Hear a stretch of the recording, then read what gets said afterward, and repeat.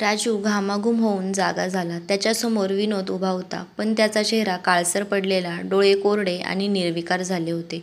राजू, मला वाचव. विनोदच्या तोंडातून एक विचित्र कंपित आवाज बाहेर पडला. राजूने घाबरून स्वतःच्या डोळ्यांवर हात ठेवला. हे खरं नाही, हा फक्त भास आहे, त्याने मनाशी पुटपुटलं. पण जेव्हा त्याने परत डोळे उघडले, तेव्हा विनोद त्याच्या अगदी जवळ उभा होता. राजू किंचाळत उठला आणि घराच्या कोपऱ्यात जाऊन बसला. त्याच्या संपूर्ण शरीरातून घामाच्या धारा वाहत होत्या.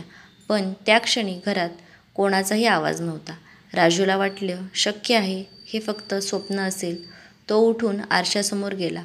आपला चेहरा धुवून घेतला. पण जशी त्याने आरशाकडे पाहिले, तसं त्याचं रक्त गोठलं. आरशात त्याचं प्रतिबिंब नव्हतं. तिथे फक्त विनोद उभा होता. राजू, विनोदने थंड आवाजात हाक मारली. तू मला वाड्यात एकटं सोडलंस. आता मी परत आलोय.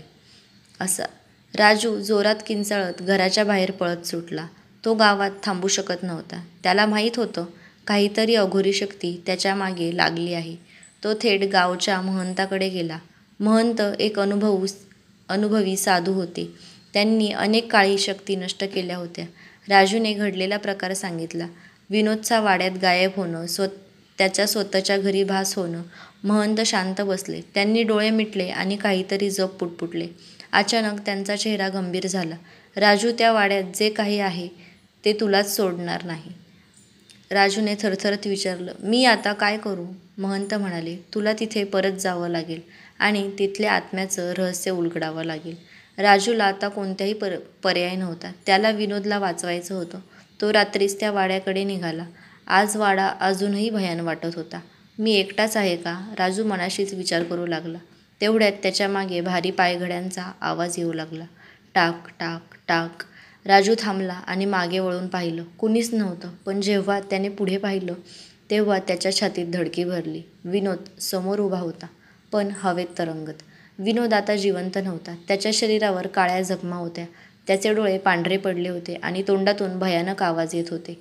राजू, तू मला सोडलंस. आता तुझीही सुटका नाही. राजूने प्राणांतिक वेगाने वाड्याच्या आत धाव घेतली होती, कारण त्याला माहीत होतं की रहस्य वाड्यातच आहे. राजू धावतच वाड्याच्या सर्व खोल्यांतून गेला. त्याला कुठेतरी काहीतरी रहस्य सापडेल याची खात्री होती.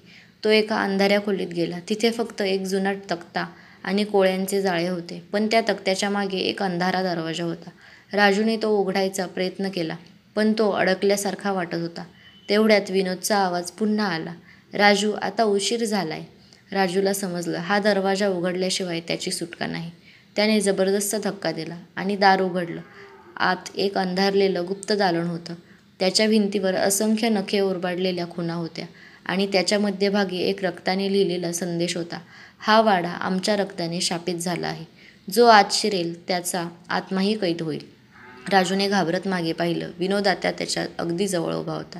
राजू, तुझी वेळ संपली आहे. विनोदच्या आवाजात एक अमानवी सुस्कारा होता. राजू थरथरत मागे सरकला. त्याच्या पायाखाली काहीतरी हललं. त्याने खाली पाहिलं आणि त्याच्या अंगावर काटा आला.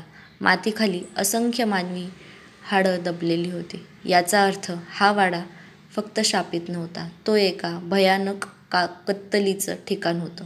आणि आता त्याचं पुढचं शिकार कोण होतं? राजू.